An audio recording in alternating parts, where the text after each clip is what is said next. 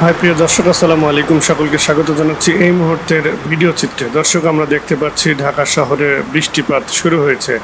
আলহামদুলিল্লাহ এটা আল্লাহর পক্ষ থেকে এক অশেষ রহমতের বৃষ্টি।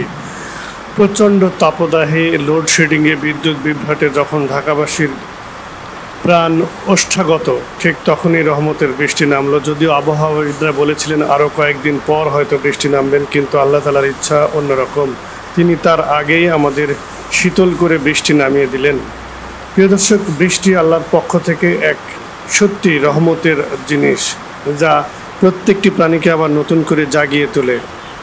মানুষ, জীব জন্তু, জানোয়ার, পশু পাখি, বৃক্ষ লতাপাতা, জলজ প্রাণী সব কিছুকেই যেন নতুন করে আবার প্রাণ সঞ্চার করে, যার কারণেই এই পানির অপর নাম জীবন বলা হয়েছে। প্রিয় দর্শক, এই বৃষ্টি যদি মহান আল্লাহ তাআলা না দেন তাহলে আমাদের কিন্তু কিছুই করার থাকে না। ভূগর্ভস্থ পানি তুলে আমরা কিন্তু এই বৃষ্টির যে চাহিদা তা কখনোই পূরণ করতে পারবো না। তাই তো রাসূল সাল্লাল্লাহু আলাইহি ওয়াসাল্লাম বলেছেন যে বৃষ্টি এলে, রহমতের বৃষ্টি যখন আকাশ থেকে আসমান থেকে জমিনে ফোঁটায় ফোঁটায় পড়ে, তখন যেন আমরা বৃষ্টিকে ছুঁয়ে আল্লাহ তাআলার কাছে দোয়া করি, প্রার্থনা করি। সেই সময় যে দোয়া করব সেই দোয়া মহান আল্লাহ তাআলা কবুল করবেন। তাই এই বৃষ্টিকে আমরা রহমত হিসাবে গ্রহণ করব। বৃষ্টির সময় আল্লাহর কাছে আমাদের চাওয়া পাওয়াগুলি নিয়ে আল্লাহর সাথে কথা বলবো।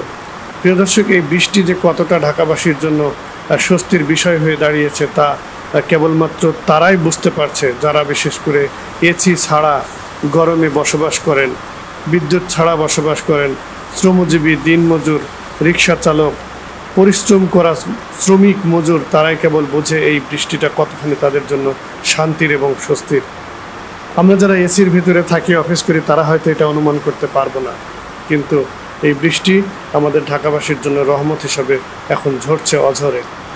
তাই মহান আল্লাহ তাআলার প্রতি আমরা শুকরিয়া জ্ঞাপন করি, আল্লাহকে আরও একবার ধন্যবাদ জানাই, আলহামদুলিল্লাহ।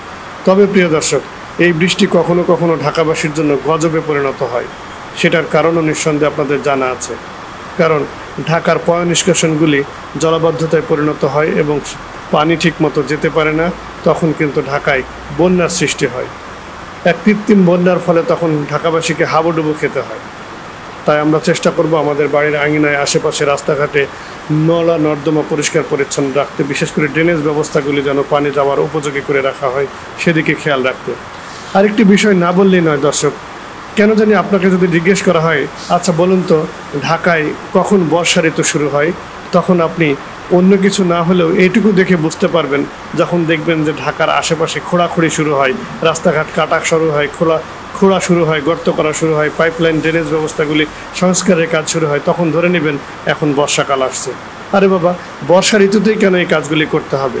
এগুলি বর্ষা ঋতুর বাইরে অন্য একটি সময়ে, অন্য ঋতুতে কেন করা হয় না? এ বিষয়ে আজও আমরা বুঝতে পারি না এর সদুত্তর কী।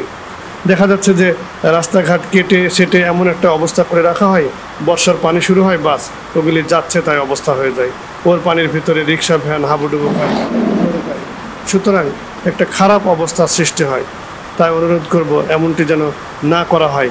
বিকল্প সময়ে, অন্য এক সময়ে যেন আমাদের এই সংস্কারের কাজগুলি করে নেওয়া যায়, সেটাই চেষ্টা করতে হবে। প্রিয় দর্শক, মহান আল্লাহ তাআলাকে আরও একবার শুকরিয়া জানিয়ে, সকলকে ধন্যবাদ জানিয়ে শেষ করছে আজকের এই ভিডিওটি। এই বৃষ্টি সবার জন্য সুখ, শান্তি আর অনাবিল আনন্দ বয়ে আনুক, সেই প্রত্যাশায়। আল্লাহ হাফেজ।